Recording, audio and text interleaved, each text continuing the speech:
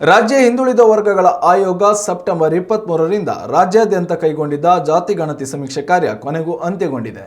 Greater Bengaluru ಹೊರತುಪಡಿಸಿ ರಾಜ್ಯದಲ್ಲಿರುವ ಒಟ್ಟು 1,48,00,000 ಕುಟುಂಬಗಳ ಪೈಕಿ 1,46,00,000 ಕುಟುಂಬಗಳ ಸಮೀಕ್ಷೆ ಕಾರ್ಯ ಮುಕ್ತಾಯಗೊಂಡಿದೆ. ಹೀಗಾಗಿ ಕರ್ನಾಟಕದಲ್ಲಿ 97.51% ಗಣತಿ ಕಾರ್ಯ ಪೂರ್ಣಗೊಂಡಿದೆ. ಕರ್ನಾಟಕ ರಾಜ್ಯದಲ್ಲಿ ಒಟ್ಟು 6,13,00,000 ಜನರು ಜಾತಿ ಸಮೀಕ್ಷೆಯಲ್ಲಿ ಭಾಗಿಯಾಗಿದ್ದಾರೆ. ಗ್ರೇಟರ್ ಬೆಂಗಳೂರು ವ್ಯಾಪ್ತಿಯಲ್ಲಿ 59 ಲಕ್ಷ ಜನರ ಸಮೀಕ್ಷೆ ಕಾರ್ಯ ನಡೆದಿದೆ ಎಂದು ಅಂದಾಜಿಸಲಾಗಿದೆ. ಕರ್ನಾಟಕ ರಾಜ್ಯ ಹಿಂದುಳಿದ ವರ್ಗಗಳ ಆಯೋಗ ಈಗಾಗಲೇ ಜಾತಿ ಗಣತಿ ಸರ್ವೆ ಕಾರ್ಯವನ್ನು ಪೂರ್ಣಗೊಳಿಸಿದೆ. ಆದರೆ ಗಣತಿ ಕಾರ್ಯದಲ್ಲಿ ಪಾಲ್ಗೊಳ್ಳದವರು ನವೆಂಬರ್ 10ರವರೆಗೆ ಆನ್ಲೈನ್ ಮೂಲಕ ಗಣತಿ ನಡೆಸಲು ಅವಕಾಶ ನೀಡಲಾಗಿದೆ. ಜನರು ಸ್ವಯಂ ಪ್ರೇರಿತವಾಗಿ ಸಮೀಕ್ಷೆಯಲ್ಲಿ ಭಾಗವಹಿಸಬಹುದಾಗಿದೆ ಎಂದು ಹಿಂದುಳಿದ ವರ್ಗಗಳ ಆಯೋಗ ಮಾಹಿತಿ ನೀಡಿದೆ. ಜಾತಿ ಗಣತಿ ಸಮೀಕ್ಷೆಗೆ ರಾಜ್ಯದ ಗ್ರಾಮೀಣ ಭಾಗದ ಜನರು ಉತ್ತಮ ರೆಸ್ಪಾನ್ಸ್ ನೀಡಿದರು. ಆದರೆ ನಗರ ಪ್ರದೇಶಗಳಲ್ಲಿಯೂ ಸಮೀಕ್ಷೆಗೆ ಹಿನ್ನಡೆಯಾಗಿತ್ತು. ಹಿಂದುಳಿದ ವರ್ಗಗಳ ಆಯೋಗ ಸಮೀಕ್ಷೆಯ ವರದಿಯನ್ನು ರಾಜ್ಯ ಸರ್ಕಾರಕ್ಕೆ ಸಲ್ಲಿಕೆ ಮಾಡಲಿದೆ.